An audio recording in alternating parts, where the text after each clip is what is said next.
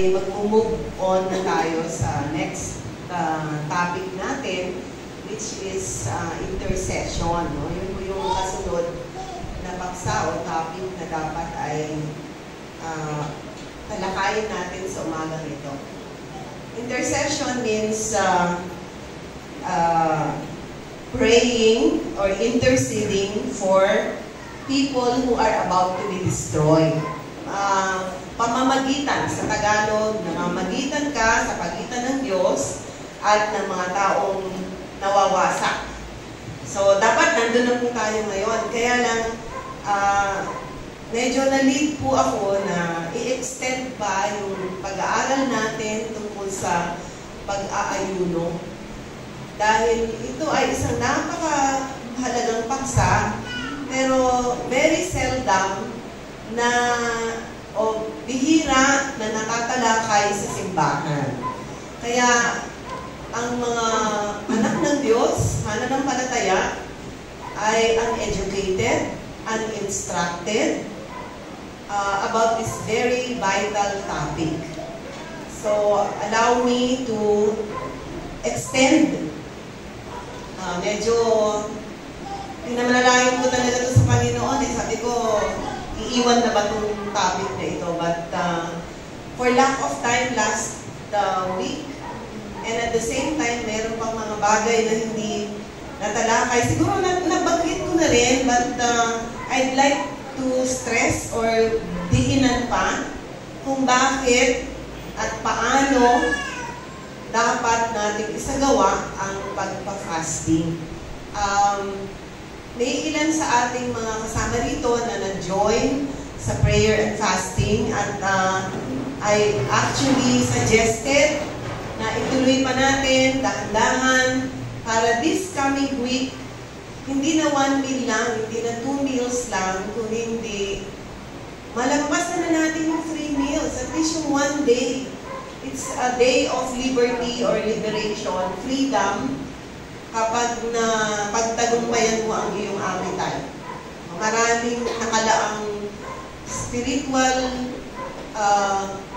blessing para sa mga tao na malalampasan ito o magagawa ito.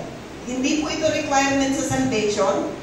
This is not a requirement for salvation na pag ginawa mo, may puntos ka. Wala naman kung ganon.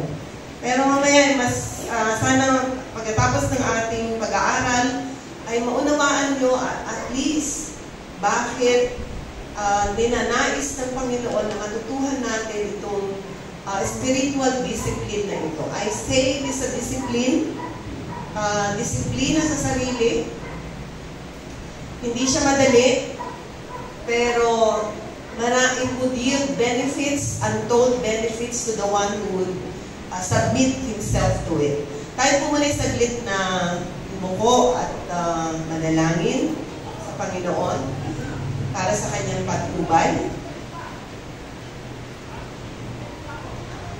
Aming Diyos, maraming salamat na kasama ka namin sa umagang ito. Nangako ka na kung saan ikaw ay sinasamba at pinapapurihan, bumababa ang iyong presensya. Where you are being praised, your presence comes down.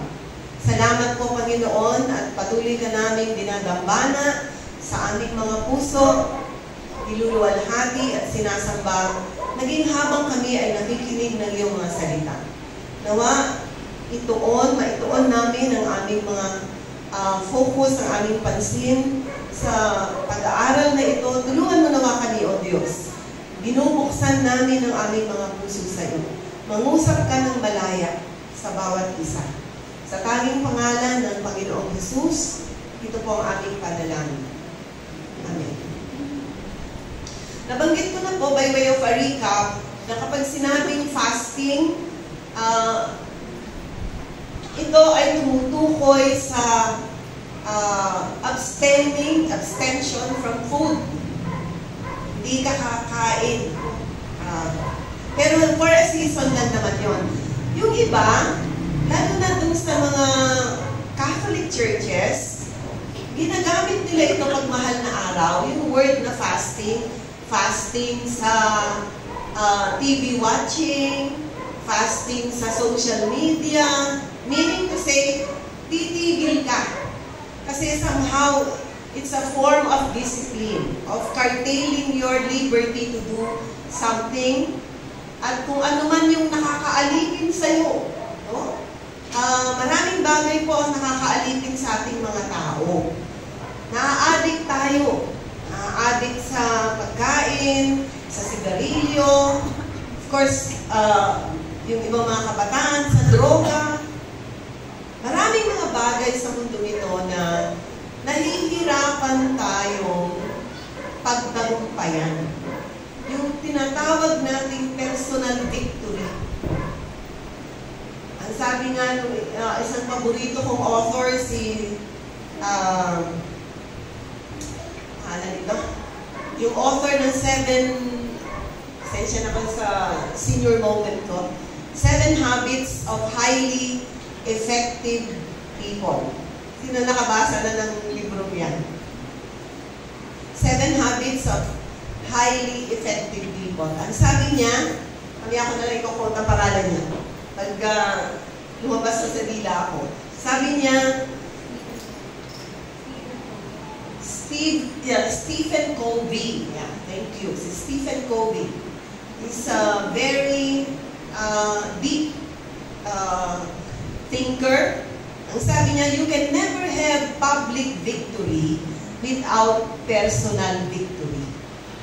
Hindi ka makakapagtagumpay sa paglabas mong pagkatao kung wala kang pagtatagumpay sa iyong sarili. Inward. So ito dapat yung pinapahalagahan natin. Hindi yung pakitang tao o yung masabing okay ka ng ibang tao, pero deep within may problema ka. Ikaw at ang Panginoong Diyos lang na nagkakaalaman yan. Fasting is a very good discipline to afflict the soul, to afflict the self. Hindi natin ito, ulitin ko po, hindi natin ito ginagawa o gagawin para magkaroon tayo ng puntos spiritually o para maligtas, magkaroon ng salvation, spiritual salvation, makapunta sa langit. That's not a requirement. But, it could facilitate. Makakatulong ng malaki. May nagsabi, pwede naman kahit wala.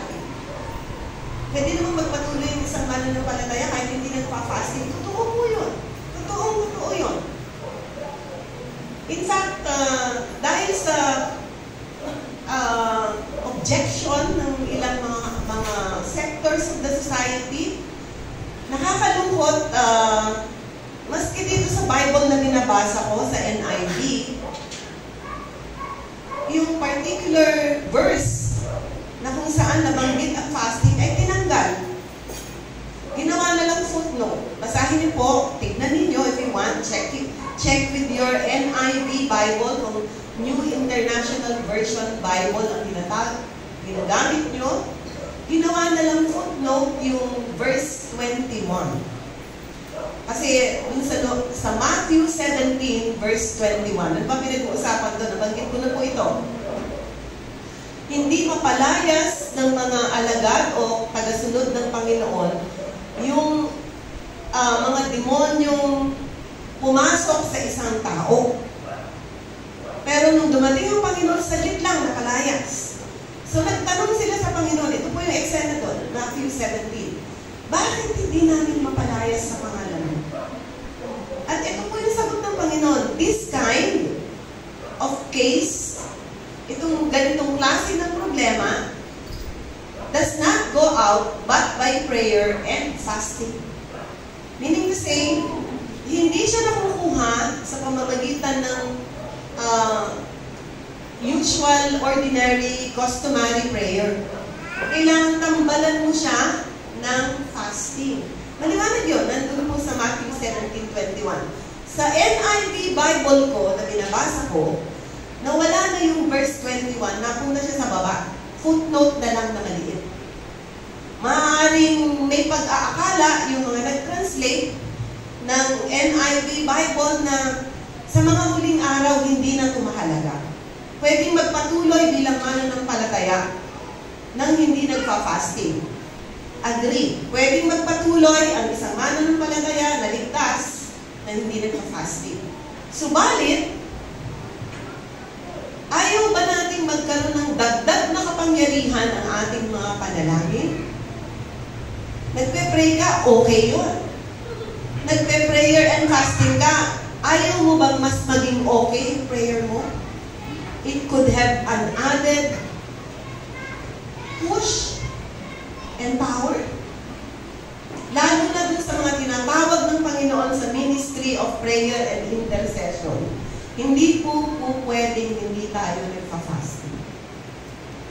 Kung ang ministry na itinatawag ng Panginoon sa iyo bilang kanyang lingkod o manggagawa ay nasa area ng panalangin, dapat ang isang intercessor or prayer warrior knows, practices prayer with fasting.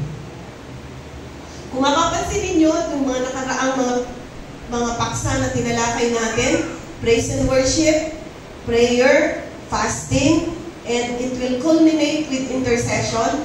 Lahat po yan intended para sa mga mananampalataya na tinawag sa ministry of intercession or prayer. Kung ikaw ay naglilingkod sa Diyos, kailangang matindihang panalangin ang isinasagawa natin sa ating buhay.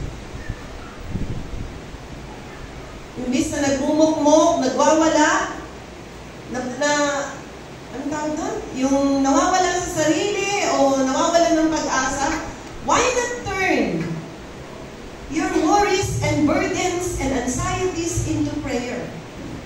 Sabi nga, worry about nothing, pray about everything. Huwag kang mabalisa sa kahit anong bagay, bagkus lahat ng bagay na ikinababalisa mo, ipanalangin mo. At ang sabi sa Philippians 4:8, and the peace of God that passes all understanding shall rule, guard, garrison your heart in Christ Jesus. Andiyan pa yung problema, pero may peace ka na. Gusto mo ba yan, kapatid? Napapaligiran ka ng problema, pero puspus ka ng kapayapaan. Yan ang gustong ibigay ng Panginoon sa iyo. Kapayapaan and eventually pagtatagumpay.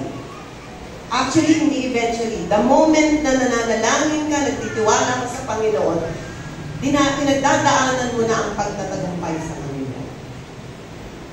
So, since this is a seminar at training for workers, ang mga naglilingkod sa Panginoon dapat prayerful.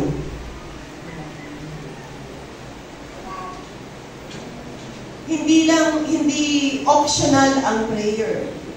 We must lead a prayerful and fasted life. Pero hindi po ito, uulitin ko, hindi po ito requirement for salvation. It's between you and God. Ang tinig ko po at yung itinuturo ko ay hindi galing sa akin, hindi galing sa katuruan ng Biblia. Tinatalakay lang po natin para magkaroon ng higit na kapangyarihan ang buhay pananampalataya natin. Nais kong balikan yung binasa kanina ni Jared, Lucas 21:34. Luke 21:34. Ito yung gusto kong diinan. At ito yung talatang hindi natin nabasa last Sunday. Sabay-sabay po natin babasahin. Mag-ingat kayo na huwag kayong malulong sa labis na pagsasaya, paglalasin, at matuon ang inyong pag-iisip sa mga alalahanin sa buhay na ito. Kung hindi, ay bigla kayong aabutan ng araw na iyon. Alam nyo, medyo deficient itong translation na ito. Let me read in the English version. Luke 21:34. Pakinggan niyo maigi. By the way, ang Luke 21 talks about the end times. Ang halos buong kabanatang ito tumutukoy sa mga magaganap sa mga huling araw sa sanglibutan. At ang sabi ng Panginoon, si Jesus mismo ang nagsasalita dito, be careful, mag-ingat kayo, or your hearts will be weighed down with dissipation, drunkenness, and anxieties of life. And that they will close in on you unexpectedly, like a trap. Hindi nyo namamalayan, nahuhulog kayo sa bitan. Ano daw ang pag-iingatan natin? Yung dissipation ay translate na pagsasaya lang. Pero alam niyo sa ibang version, labis na pagkain. Surfeiting. Too much eating. Too much eating, too much drinking, too much problems. Lahat yan sama-sama. Too much stress. Ibig sabihin mga kapatid, sa mga huling araw, ito ang magiging karanasan ng mga tao. Masyadong stressful. At dahil stressful ang buhay, kain ng kain, inom ng inom. Di ba kung tubig lang yung iniinom? Para makalimot, drunkenness, naglalasing. Ito ang sinasabi ng Panginoon na magaganap sa mga huling araw. Halinawa tayo mga kapatid, nagsasaliksik sa salita ng Diyos. Ano ba magaganap sa huling araw? Paano ba ako maghahanda? Paano ko ba paghahandaan ng magaganap? Hindi yung basta na lang darating na hindi ka handa. At sinasabi na ng Panginoon, be on guard, watch yourselves, mag-ingat, maghanda sa sa mga huling araw, ito ang magaganap. Sobrang kain, sobrang inom, sobrang problema, sobrang stress. Kaya, bago pa maganap ito, pinakita na ng Panginoon, paano natin mapagtatagumpayan ang mga magaganap sa huling araw upang hindi tayo malunod sa problema, malunod sa sari-saring alok ng sanlibutan. Kailangan natin maging sober, mahinahon, nasa wisyo, able to discern right from wrong, able to discern the works of God and the works of the devil. Because, mga kapatid, let me remind you, bilang mananampalataya, kapatid, the moment na sinuko mo ang buhay mo sa Panginoon, effectively, dinideklara mo na kaaway ka na ni Satanas, kakampi ka ni Jesus. So there is an ongoing spiritual battle. There is a war between two kingdoms. The kingdom of darkness and the kingdom of light. There can be no middle ground. Hindi ka pwedeng gumitna. Mamangka sa dalawang ilog. Either you are for Christ or you are for the devil. Saan ba tayo? Kanino ba tayo papanig? Mahirap po yung tumanggap ka kay Kristo, pero yung buhay mo ay hindi mo palubos na isinusuko na. Pinakamahirap na buhay yan. To live a double life. Hindi mo mararanasan ang kapayapaan at presensya ni Jesus. Laging merong self-condemnation. Pero dahil alam mo na yung totoo eh. Pero hindi ka nagpapasya na ibigay ng buong buo ang iyong buhay sa Panginoon. Thereby, you do not experience the fullness of God's peace and security. Mga kapatid, hindi ko alam bakit tayo pumupunta sa ganitong mga ganitong pananalita. Hindi ito halos kasama eh. But I'm telling you na ang fasting, unpopular as it is, hindi popular. Ang mga very popular na mga topic, blessing, hope, healing, unto us ward. Yung pabor sa atin. cross to carry in following Christ. May mga krus na dapat pasanin ang isang taong nagpapasya na sumunod kay Kristo. You can get all the benefits and screw and discard the responsibilities. Diba, mga kapatid? Gusto mo ng benepisyo, kailangan ready ka to take up what the requirements. And alam niyo ang isang good news naman. As you are carrying your cross daily for Christ's sake, He is carrying it for you. Hindi mo naman nararamdaman sobrang bigat dahil kasama mo si Kristo. He is our burden bearer. He is the one who carries the cross for us. At yung inaakala mong saksakan ng bigat, matindi, mahirap, hindi naman pala. The moment you step in faith, akala mo lang mahirap hanggat di ka pa nagdedesisyon. Pag nagdesisyon ka na, you will discover the great discovery of your life. It's not hard. Hindi naman pala mahirap sumunod sa Panginoon. Because He will do it for you. Faithful is He who calleth you, who will also do it for you. What a life! Siya yung nag-uutos, siya rin ang tutupad ng utos niya through you. Saan ka ba makakakita ng kanyang klase ng Diyos, mga kapatid? Na nag-uutos siya, hinihingi lang niya sa atin, pananampalataya at pagsunod. And He will do it for us. And you will discover that He is indeed the one whom you can trust for all things. Even in the issue or subject of fasting. Minsan nag-fail ka, pero bangon ulit. Tulungan mo. Gusto kong matry to live a fasted life. To live a victorious Christian life. Yung hindi laging bagsak ng bagsak, talo ng talo kay Satanas. Kailangang mapahiya naman ng Diablo sa atin, mga kapatid. Let us disappoint him. Now, let's go to the question, why fast? Of course, napag-aralan natin earlier, last week, Jesus expects us to fast. Kasi sabi niya, kapag nagpa-fasting kayo, hindi yung kung magpa-fasting kayo. Hindi siya optional. It's a way of life.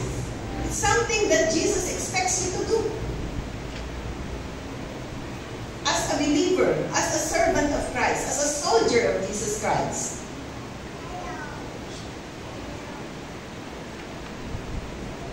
Why? Why fast? Sabi ko nga po kanina, for added prayer power. Nag-pray si Jehoshaphat nung sinasalakay sila ng nagkakampihang mga puwersa. Nag-prayer and fasting. 2 Chronicles 20. Basahin nyo na lang po doon. And they had victory.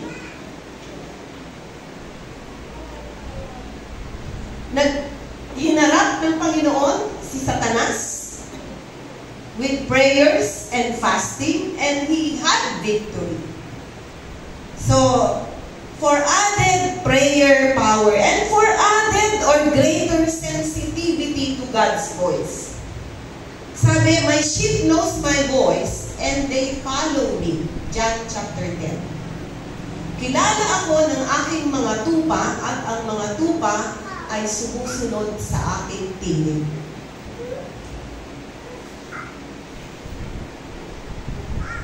Naririnig ba natin ang boses ni Jesus? Naririnig mo ba? Amen. Kung naririnig mo, masusunod mo. Pero alam niyo po ba na kapag busog na busog tayo sa natural food, ang hirap makinig kasi lagi tayong inaantok. Diba sabi ko nga po sa inyo, yung ating digestive system, walang mahinga yan. It's working 24 hours. Overwork na. Bakit ko sinabi yan? Hindi ko nabanggit to eh. Alam niyo ba that it would take 7 to 8 hours to digest yung combo na carbo or rice plus protein or meat. Diba yung pwedeng rice and adobo, pwedeng bread and burger. So, combo yan eh. Yan yung usual na pagkain ng mga tao. Pero alam niyo ba that it would take 7 to 8 hours para ma-digest yan. Siguro pag chicken, easily digested, pwedeng 6 hours na. 6 to 8 hours. So, bigyan ko kayo ng example. Sa umaga, anong usual na kinakain? Rice plus anong ulam? Tusino. Egg. Tuyo. Ano pa? Hotdog. Hotdog. Bacon. Ano pa? Langgunisa. So, combo. Yan ang mga breakfast fares natin. So, pag sinabi natin 6 to 8 hours yan, pag kumain ka ng anong oras? Alas 7, 8, 9, 10, 11, 12. 5 hours. 5 hours pa lang. Hindi pa digested, di ba? Kasi 5 hours pa lang. So, kailan mag-digest? 1 o'clock, 2 o'clock, 3 o'clock. 12 o'clock, kumakain ka na naman. Mas mabigat. Lunch na. Di ba? So, ano kinain mo? Kanina, rice at langgunisa. Ngayong tanghali, rice at kaldereta. O, so, nagpang-abot na sila. Yung una madadigest ng 1 to 2 p.m. Eh, kumain ka alas 12. 1, 2, 3, 4, 5, 6, 7, 8. Kumain ka ng alas 7. Di nagpang-abot na naman. Alas 7 kumain ka. Anong oras madadigest yung rice and ano gusto nyo? Menudo? 7, 8, 9, 10, 11, 12. 1, 2, 3. So, 2 to 3 o'clock pa ng madaling araw na dadigest yan. Eh, nag-midnight snack ka pa. Gusto ka mag-hamburger? So, nung nag-hamburger ka, ano nangyari? Nag-hamburger ka ng 10 o'clock, 11, 12, 1, 2, 3, 4, 5, 6. Nagpang-abot 7 o'clock, kakain ka na naman. So, ano nangyayari kay Chan sa stomach? Overworked. Walang tigil na giling. Kaya ikaw, madalas antukin. Hindi makafocus. Overfed. Surfeiting. Yung pinag-uusapan natin kanina. Too much food. Dissipation. Overeating. Do you realize that when you fast, you are giving your stomach a break? A much-needed break. Pinagpapahinga mo ang isang organ ng iyong katawan na pagod, na pagod, na pagod. Mind you, ang mga internal organs natin hindi gawa sa bakal. Very fragile. Very tender. Pero anong ginagawa natin? Sige tayo ng kain, ng kain, ng kain, ng kain. Sabi ko nga po sa inyo, panahon ngayon ng mukbang, panahon ngayon ng eat all you can, only rice, only drink. Kaya ang daming mga Pilipino na diabetic. Kasi ilang tasang kanin ang kaya mo? 5, 6 na tas. Konting ulam. Alam niyo po ba, pag dumako sa bibig ng tao, ang rice, ang kanin, nagiging sugar. Bakit siya ng diabetes? Di naman siya mahilig sa matamis. Dahil po sa kanin. Sana lang ang gobyerno natin, dahil dumadami na ang mga dialysis patients, mga may kidney problems. Yung bata, nasan yung batang pinapray? Nasaan siya? Nandito siya last Sunday. She is 10 years old, but she looks funny. At age 10, ang liit-liit niya, meron siyang kidney ailment. Ang sabi ng doktor, idadialysis siya. Bakit? Mahilig daw siya sa Coke, sa soft drinks, at sa sitsirya, sa junk food, sabi ng nanay.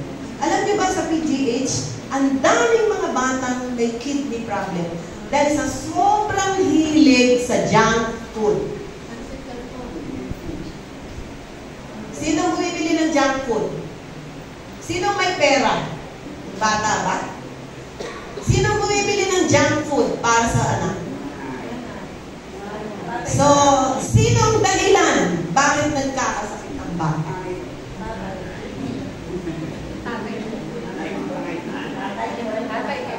Sinong may kasalanan?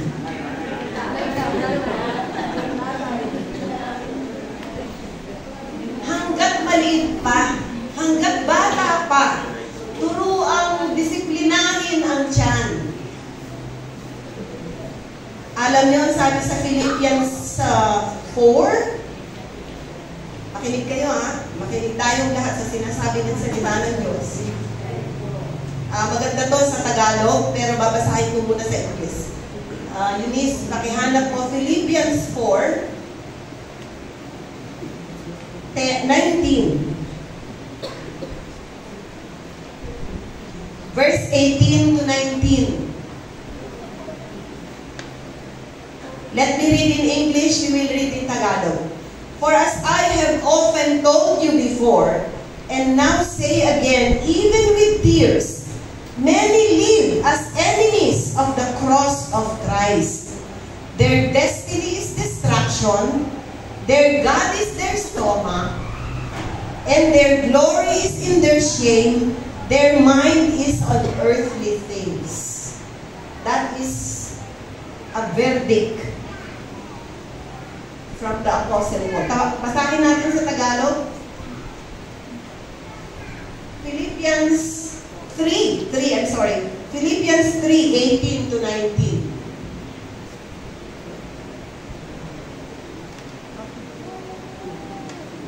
I like that.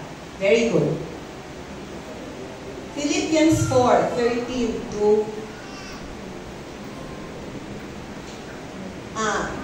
Philippians 3, 18 to 19. 18. Basahin po natin sabay-sabay. Sapagkat tulad ng madalas kong sinasabi sa inyo noon, at ngayon ay luha ang inuulit ko. Umiyak si San Pablo. Marami ang namumuhay bilang mga kaaway ng krus ni Kristo. Kapahamakan ang kahinatnan nila, sapagkat ang dinidyos nila ay ang hilig ng kanilang katawan. Ikinararangan nila ang mga bagay na dapat sana nilang ikahiya at wala silang iniisip kundi ang mga bagay na may kinalaman sa mundong ito. Again, that translation is deficient. Ang sabi dito, ang kanilang verse 19, ang dinidyos nila hilig ng kanilang katawan. Their God is their stomach. Very clear sa English version. Hindi nilagay dyan. Siguro hindi maintindihan nung nag-translate. Pwede ba yun? Maging Diyos ang tiyan? Sa kapanahunan nila siguro hindi pa. Ngayon, nangyayari na. Mas nagiging Panginoon ang ating sikmur, ang ating tiyan, kaysa sinasabi ng Panginoon. At alam nyo, ang pinaka-basic na appetite, eating. Sabi ko nga sa inyo, pag ang eating, ang appetite for eating, hindi natin nasupil, maraming tawag ng laman na hindi mo masusupil. Magsimula ka sa pinaka-basic. At mapagtatagumpayan mo yung mga mas matatinding alok at tukso ng sanlibutan. Nasusundan nyo? Hindi po ito, ulit-ulit ito, hindi siya requirement for salvation, but it could help for you to be able to reach the finish line. Makakatulong na marating natin ang dulo. Sabi nga ni Apostol Pablo, I have